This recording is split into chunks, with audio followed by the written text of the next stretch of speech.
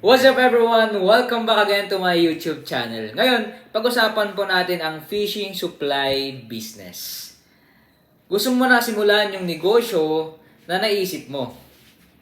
Nagtatanong ka na kunwari kung paano sisimulan yung fishing supply business. Since malapit kayo sa dagat at yun talagang source of living sa lugar nyo. Maganda yung idea mo na ang gawing business ay yung nasa lugar nyo. Kasi andun na yung gusto mo na i-provide. Okay? I mean, gusto mong i-provide na serbisyo. Sa pagsimula mo ng negosyo, di ko alam kung may pera ka ba o wala. Pero isipin na lang natin na wala kang pera. Totally. So, nandyan ka naman, nasa lugar na yan. Ang una mong gawin is magbenta ka ng wala. Paano magbenta ka ng wala? Wala kang pera ng nagsimula ka ngayon, tatanungin mo yung mga tao sa paligid mo kung ano ang kailangan nila ngayon. Ang ibig kong sabihin ay magbenta ka ng wala kasi mas play safe yun. Kaysa maluwi ka ng mas madaming pera. Okay? Kaya ang advice ko sa'yo, nanonood ngayon, ay magbenta ka ng wala. Okay?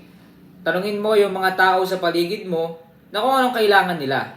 Especially ngayon. Sasabihin mo, meron ka nun kahit wala pa sa'yo yung item.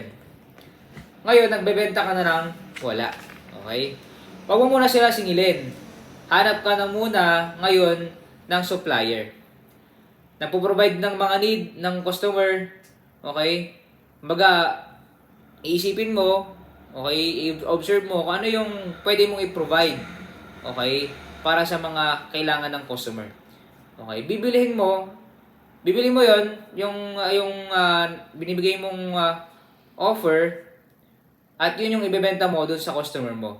Ikaw yung magiging gitna sa kanilang dalawa. Once na nasimulan mo yung muna tong pre-sale na to, alam mo yung next step mo kasi may idea ka na sa susunod kung ano ba yung common at most needed ng tao diyan sa lugar mo. Basta mag-start ka ng pagbebenta ng wala dahil pag natutunan mo yung skill na yan, easy na sa'yo yung mga susunod mong negosyo na sisimulan. At paano kapag yung parang nagsisinungaling ka naman o kasi nagbebenta ka ng wala. Hindi pagsisinungaling yun. Kumbaga, ito ay isang diskarte kasi wala ka eh. Di ba? Lahat ng principle natin at the same time principle ng Bible is start on what you have. Kung ano yung meron ka, yun muna. Ano yung meron ka ngayon? Okay? Wisdom o kaya pag-iisip. Nag-iisip ka ng idea na pwede kang magsimula ng negosyo. Okay, dahil hindi pa ganun ka-executable yung mga gusto mong idea na kailangan mo ng pera, kailangan mo ng ganito, dahil hindi pa kaya, dun ka muna sa wala. Okay, sabihin mo na ito yung binebenta mo, okay, dahil kailangan nila, tapos ikaw, hanap ka ng supplier, okay, wag mo munang singilin yung pera, dapat meron ka munang siguradong pagkukuha ng product na yon na binebenta mo. Okay, tapos, saka mo kunin yung bayad. Kunin ko po yung bayad, tapos bayaran mo yung supplier mo, tapos ibigay mo sa niya. O di, nakapagbenta ka na. Simple lang magnegosyo. Okay, kung gusto mo pang maintindihan yon, meron pa tayong pre-sale na video. Okay, sa pinakauna nating video about entrepreneur or pagninegosyo.